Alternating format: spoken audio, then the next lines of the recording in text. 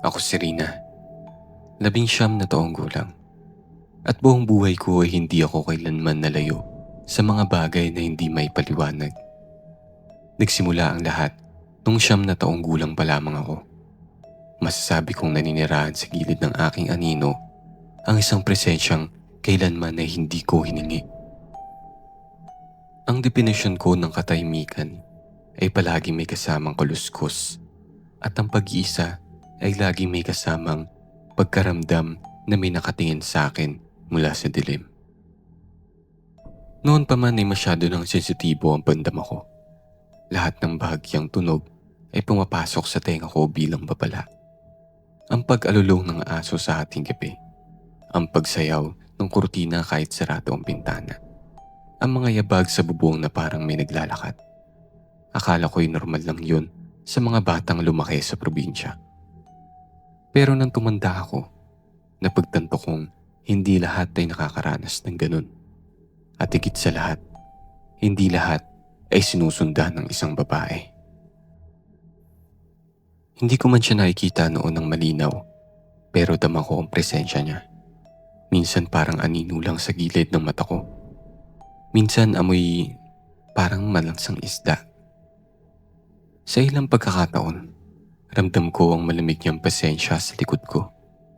Niyuyugyog ang paligid ng dibdib ko. Pinapatigil ang paghinga ko.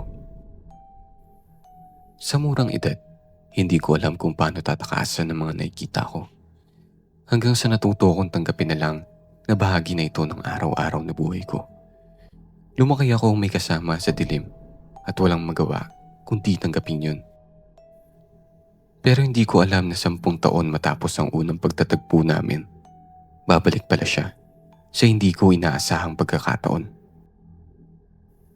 Nagsimula ang lahat nang pumasok ako sa isang factory kasama ang matalikong kaibigan na si Bea. Magkasing edad kami at halos magkapatid na kung ituring ang isa't isa. Noong nagdesisyon kami magtrabaho, pareho namin naramdaman na panahon na para maging independent. Para iwan ng konti ang ingay ng aming mga sariling bahay at subukan ng buhay na kami mismo ang may kontrol. Stay-in ang trabaho namin, kaya nilipat kami sa isang lumang apartment na pagmamay-ari rin ng kumpanya.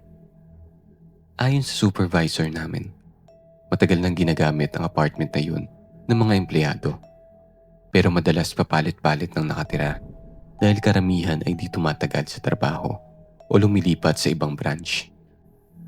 3 kami ni Bea sa kwartong yun, kasama ang 2 bagong salta na halos hindi namin nakakausap.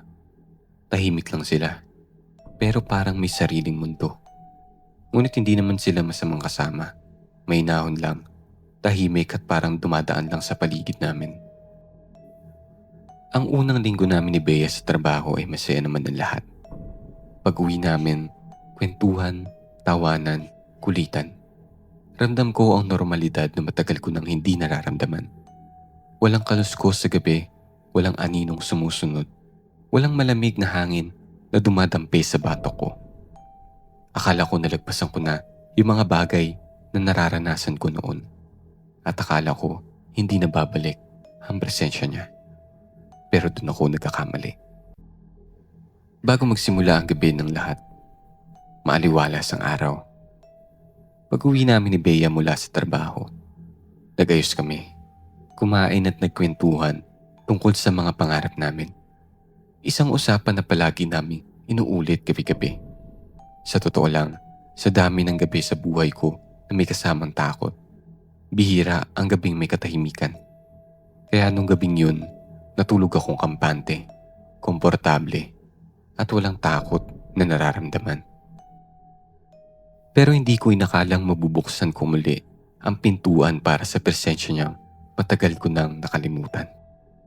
Sa double deck bed namin ni Bea, siya ang nasa itaas at ako naman ang nasa ibaba. Isang gabi, mahimbing ang tulog ko nang may biglang humaplos na lamig sa balat ko. Hindi lamig ng hangin, kundi lamig na parang gumagapang. Napadilat ako, hindi sigurado kung umaga na ba. Agad kong kinuha ang cellphone ko. Eksaktong 12:00. Isa yun sa oras na alam kong dapat kong katakutan. Noon pa man, sa lahat ng kakaibang naranasan ko, laging may kaugnayan ng 12:00 ng gabi. Ang oras na tila bumubukas ang pagitan ng mundong ito at mundong ayaw ko mapuntahan. Dahil sa antok at pagkaakalang tanghali na, hindi ko namalayan agad na may kakaiba sa paligid. Madilim ang buong kwarto. Tanging aninag lang mula sa labas ang nagbibigay bahagyang liwanag. Habang nakahiga ako, napansin kong may nakatalungko sa gilid ng cabinet. Hindi siya nagalaw. Hindi humihinga. Pero malinaw na may tao dun. Sa unang tingin, akala ko si Bea. Rinig kong parang umiiyak ito. Hindi ako masyado nag-isip ng kung ano. Hindi na din ako natakot. Sa buong buhay ko, nakasanayan ko na ang mga di maipaliwanag na presensya ng isang babae. Pero naisip kong hindi siya yun. Sobrang kampante ako na isipin na si Bea lang yun. Baka nag-away sila ng nobyo niya. Kaya nagsalita ako. Kahit halos pabulong, kahit pikit pa ng bahagya ang mga mata ko. Sinabi ko sa kanya na maaga pa, na matulog muna siya. At bumalik na ako sa pagtulog. Hindi ko alam na mali ang desisyong yun. Hindi ko alam na sa sandaling kinausap ko ang aninong yun, binuksan ko ang pintong matagal nang nakasarado. Pagkagising ko kinabukasan, pakiramdam ko ay parang may kulang. Parang may lamig na hindi ko maipaliwanag sa paligid. Habang nag-aayos ako, nagpa siya akong biruin o sermonan si Bea tungkol sa pag-iyak niya kagabi. Pero nang sinabi kong nagdrama siya sa 10 oras ng gabi, ngumiti siya ng may pag-aalinlangan. Pero halata ang pagtatakang may halong kaba. Hindi raw siya bumangon kagabi. Hindi raw siya umiiyak. Ni hindi raw siya nagising kagabi.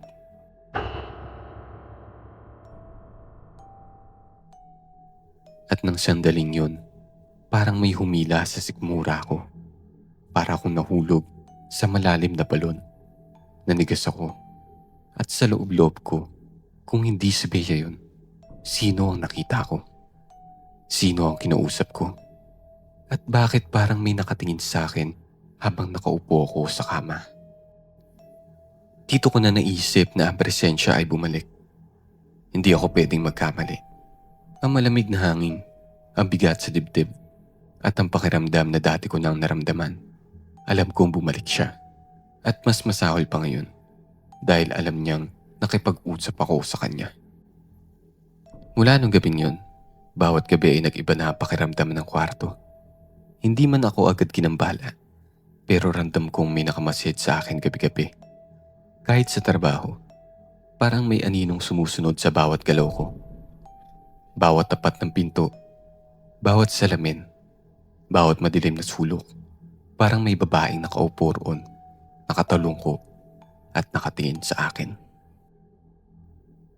Noong una iniisip kong pagod lang ako. Pero habang lumilipas sa mga araw, hindi ko na maitago sa sarili ko ang katotohanan. May amoy na sumusulpot sa apartment. Isang amoy na malansa. Parang pinaghalong dugo at nabubulok na isda. Hindi ito basta amoy na lilipas. Nanunuot ito. Kumakapit sa damit. Pumapasok sa ilong. Sumasama sa paghinga.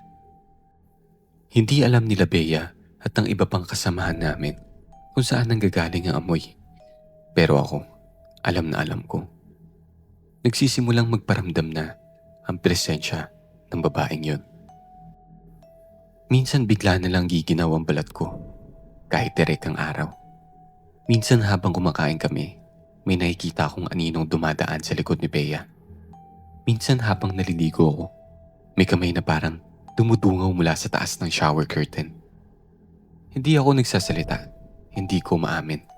Hindi ko kayang sabihin sa kanila dahil sa buong buhay ko, isang bagay ang natutunan ko. Kapag binigyan mo ng atensyon ng presensyang yun, mas lalo siyang lalapit sa'yo. Lumipas ang ilang araw na parang bangungot ang araw-araw na buhay ko. At dumating ang unang gabi ng tunay na pag-atake. Pasado 12:00 nun. Ganun lagi. Parang yun ang oras na iniintay niya. Tulog na si Bea ng mga oras na yun. Mahimbing ang tulog niya. Halos hindi na gumagalaw. Ako naman, nakahiga sa kama ko sa ibaba ng double deck at tahimik na nagmamasid sa paligid. Malamig ang kwarto. Hindi normal na lamig, kundi lamig na parang natanggal ang init ng buong mundo ko. Bigla na lang ako nagising sa ingay. Hindi ito kaluskos. Hindi ito tunog ng nahulog na bagay. Ito ay tunog ng mga yabag. Mabibigat na yabag at mabagal. Parang naglalakad sa ibabaw ng bubong ng kwarto namin. Tumigil ang paghinga ko. Ang ingay ay tila unti-unting bumababa at gumagapang. Parang may gumagalaw sa kisame. Parang may gumagapang pababa. Maya-maya, unting-unting umingay ang pagkaluskos sa mismong likod ng cabinet. Sa tabi mismo kung saan ko siya unang nakita. At doon ko naramdaman na nakatayo siya sa dilim, sa gilid ng kama ko. Huminto ang lahat ng tunog, pero naroon pa rin ang presensya niya. Malansa ang amoy. Mas malansa pa kaysa dati. Halos hindi ako makahinga sa baho. Parang may patay na hayop sa harap ko. Sa buong lakas ng loob ko, hindi ako gumalaw. Pero ang pinakakinatakot ko ay alam kong nakatingin siya sa akin. Alam kong pilit siyang naghihintay. Nagpakita siya sa akin, hindi lang bilang anino, kundi bilang isang anyo na gustong lumapit sa akin. Gusto niyang makita ko siya ng buong buo. At nagtagumpay siya. Sa gilid ng mata ko, may nakita akong matang mapula. Nakasilip mula sa kadiliman. Nakadikit sa dingding na parang walang katawan. Nakayuko sa posisyong hindi kayang gawin ng normal na tao. Hindi siya gumagalaw. Hindi siya masyadong aninag, pero alam kong nakangiti siya.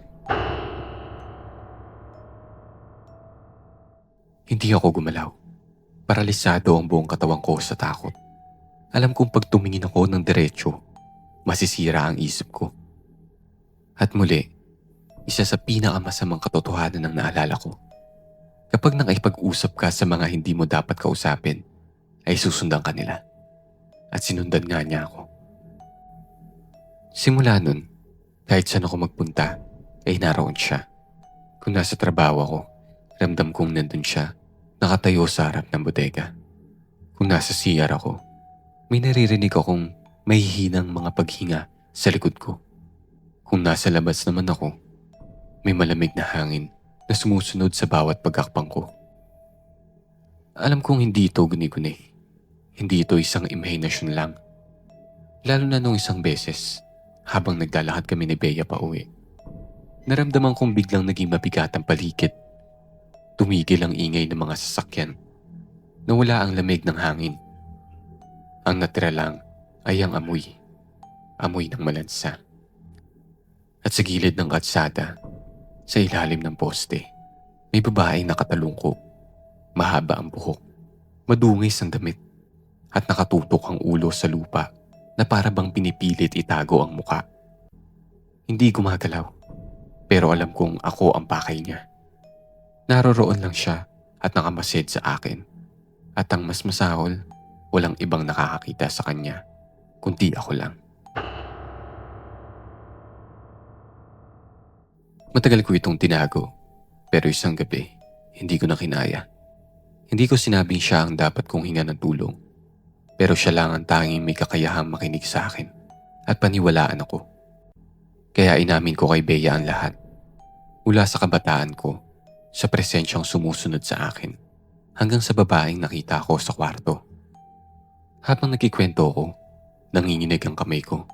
Hindi ko alam kung paano niya tatanggapin. Hindi ko alam kung tatawanan lang ba niya ako o tatakbo siya dahil sa takot. Pero habang nakikinig siya sa mga sinasabi ko, unti-unti siyang natameme. Ramdam kong kinikilabutan siya.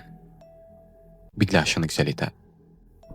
Hindi raw niya sinasabi sa akin, pero ilang gabi na raw siyang nagigising dahil may naririnig siyang humihinga sa tabi ng kama niya, sa mismong gilid ng upper deck.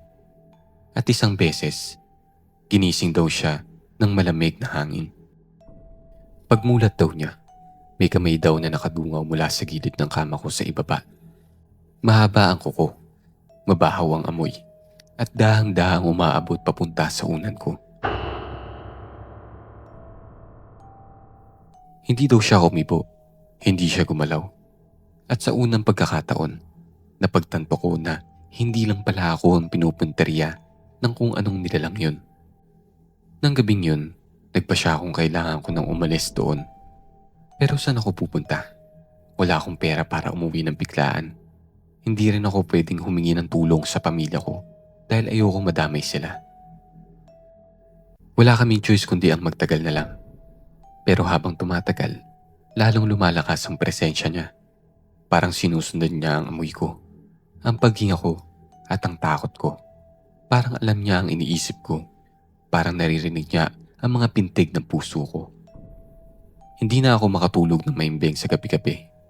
Kada sulyap ko sa dilim, may nakatago doon. Kada pagdilat ko, may gumagalaw sa kisame. Kada paghinga ko, may paghinga rin na sumasabay sa akin. Hindi ko malilimutan ang gabing nakita ko siya ng buo. Hindi niya ako inatake. Hindi siya lumapit. Pero ipinakita niya kung sino siya. Bago mag-alauna ng madaling araw, nagsing ako sa bigat ng dibdib ko. Hindi ako makahinga. Parang may nakadagan sa akin. Nang dumilat ako, una ko nakita ang kisame. Pero hindi yon ang kahindik-hindik na nakita ko. May mukha sa kisame. Nakadikit yon at nakangisi. Ang mata niya ay walang puti, pula at itim lang. Parang butas ng kawalan. Ang balat niya ay parang sinira ng panahon. Punit-punit, kulay abo. At ang bibig niya ay nakabuka. Hindi dahil sa pagngiti, kundi dahil parang pilit na binatak ng dalawang kamay. At ang amoy ng kwarto, mas malansa kaysa sa kahit ano pang naamoy ko sa buong buhay ko. Parang dugong kinatas, parang laman na piniga. Hindi ako nakapagsalita, hindi rin ako nakagalaw. Lumipas ang ilang araw na hindi ako makatulog. Hindi ko na kayang kumurap. Hindi ko na kayang isara ang ilaw sa kwarto. Hindi ko na din kayang pumikit dahil sa takot na makita ko muli ang nakadikit niyang mukha sa kisame. At dumating nga ang isang gabi na nagpasya siyang hindi na siya magpakita lang. Muli, nagising ako sa kalabog. Pero ngayon, hindi sa bubong, kundi sa kama ko mismo. Parang may humihila sa kutsyon. Parang tinutulak pababa. Parang gusto akong kunin mula sa ilalim. Hindi ako gumalaw at hindi rin ako huminga. Ngunit nakita ko na may kamay na unting-unting sumisilip sa ilalim ng kama. Humahaplos sa sahig na parang hinahanap ang paa ko. Mahaba ang daliri. Madilaw ang mga kuko. At nang nakita kong umaabot ito sa binti ko, napapikit ako ng mariin dahil sa takot. Nang muli akong dumilat, biglang nawala ito. Pero naroon ang amoy. Sobrang malansa. Hindi na ako nakatulog pagtapos nun. Ilang linggo ang lumipas, lumipat na din kami ng apartment. Pero kahit saan ako magpunta, ay naroon pa rin siya. Sa salamin, sa madilim na sulok, sa bawat sandaling maririnig ko ang katahimikan. Sabi nila kapag may nakita kang nilalang sa dilim, huwag mo itong kausapin. Huwag mo itong bibigyan ng kahit anong atensyon. Dahil sa oras na marinig ka nila, sa oras na malaman nilang kaya mong makita sila, hindi ka na nila lalayuan. Mula noong nakausap ko ang nilalang na yun, ay hindi na niya ako nilubayan. Sinusundan pa din niya ako hanggang ngayon.